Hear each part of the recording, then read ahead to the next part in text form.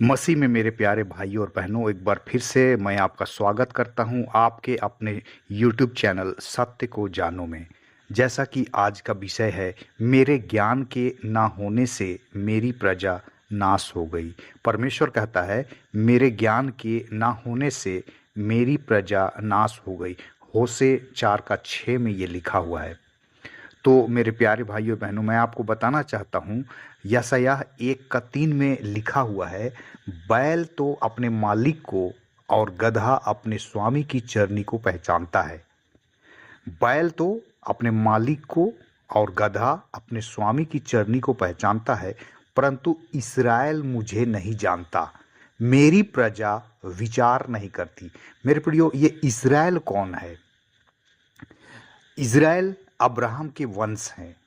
Abraham से उसका बेटा इसहाक हुआ, और इसहाक से उसका बेटा याकूब और एसाव हुआ, और याकूब के 12 बेटे हुए जो कि इज़राइली कहलाए।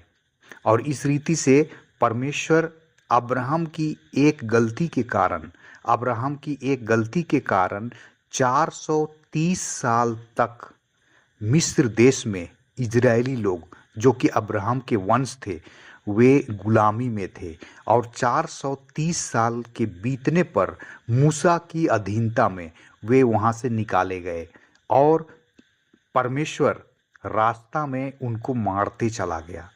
वे परमेश्वर के विरुद्ध पाप करते गए और परमेश्वर उनको मारता चला गया। और मिस्र से निकले हुए 20 लाख लोगों में यहोशू और कालेब और जो बच्चे रास्ता में उत्पन्न हुए थे, वे कनान के देश में प्रवेश किए। तो रोमी 10:21 में ऐसा लिखा है, रोमी 10:21, परंतु इस्राएल के विषय में वह यह कहता है, मैं सारा दिन अपने हाथ एक आज्ञा ना मानने वाली और विवाद करने वाली प्रजा की ओर पसारे रहा। तो परमेश्वर जो है वो चाहता था इजरायली उसकी आज्ञा का पालन करे, और परमेश्वर ने इजरायलियों को ही अपनी प्रजा कहा। इजरायलियों को ही अपनी प्रजा कहा। और यशायाह 5:13 में लिखा है, अज्ञानता के कारण मेरी प्रजा बंधुआई में जाती है। और परमेश्वर ने अपनी प्रजा को अपनी महिमा के लिए बनाया है। यशायाह 43:21 में लिखा है, यशायाह 43:21, इस प्रजा को मैं अपने लिए बनाया कि वे मेरा गुणानुवाद करे।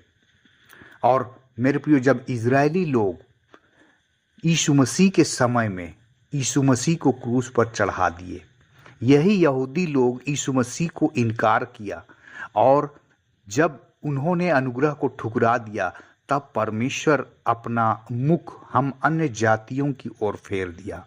और रोमी 9:25 में लिखा है, जो मेरी प्रजा ना थी उन्हें मैं अपनी प्रजा कहूँगा। और हम सब जो परमेश्वर पर विश्वास करते हैं उसकी प्रजा गिने जाते हैं।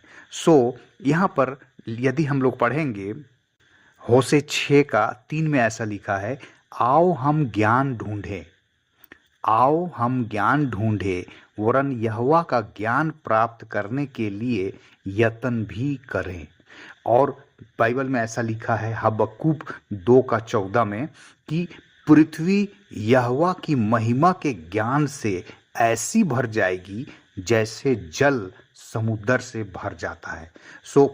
किसी को कहना नहीं पड़ेगा कि अपने परमेश्वर को पहचानो, सभी लोग अपने परमेश्वर को पहचान पाएंगे, क्योंकि लिखा है, हर घुटना और हर जुबान अंगीकार करेगा कि यीशु ही मसीह है, यीशु ही प्रभु है।